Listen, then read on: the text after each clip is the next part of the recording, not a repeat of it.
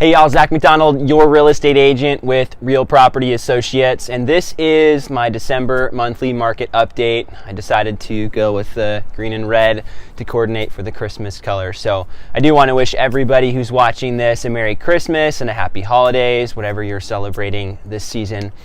Let's talk a little bit about the market in Seattle right now. So rather than getting into specific numbers, they're all pretty much the same as they've been all year. What I want to do is kind of talk more about what I think is going to be coming up and give you a little sneak peek into my predictions for 2018. So the gist this month, again, the Seattle median sales price $729, and the surrounding suburbs are all up.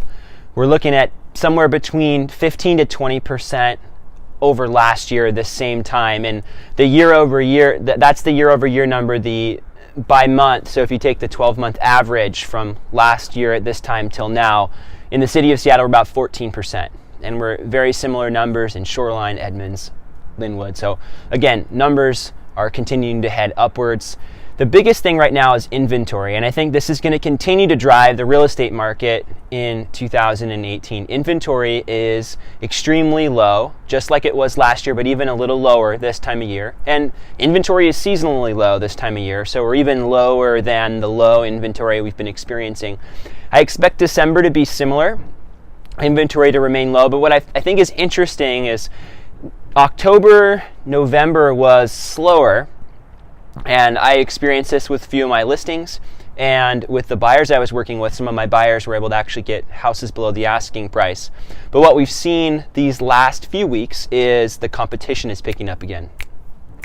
So I had one buyer that is under contract right now, and there were 4 offers on the house, and they got it. And then another buyer this last week, excuse me, that is now under contract, and there were 11 other offers on the house. And these are both in the suburbs, areas that were a little bit slower a few months ago. So we're starting to see that the buyer interest is picking up. Inventory is still really low, but the buyer interest is picking up again. And so what I think coming into the year, and we'll get more into this, is we're going to continue to see an upward trend. Right now, prices are pretty leveled out. So if you're a buyer, this is the time to buy. It's still a good time. You have a few more months, I think. You got a few more months where the prices are going to be pretty similar to what they've been the last 5 to 6 months.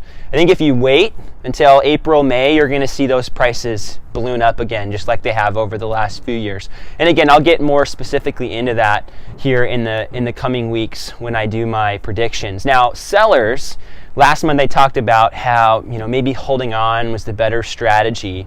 And what's interesting, I was looking at the numbers again here this month, and the price per square foot and the sales price is almost the same as it was in June right now. Now, I do think it's going to go up come April, May. So if you can hold out, definitely do. But if you need to sell in the next month or two, you're going to be in a great position still, because the buyer pool is starting to pick up. The people that aren't procrastinators on their goals for 2018 are already thinking about buying a house, so they're starting the ball rolling. And I have clients in this position that are thinking, okay, I want to get set up for success. So putting your home on the market here, maybe after Christmas, beginning of January, I think that's what I'm advising my sellers right now that want to sell in the next few months.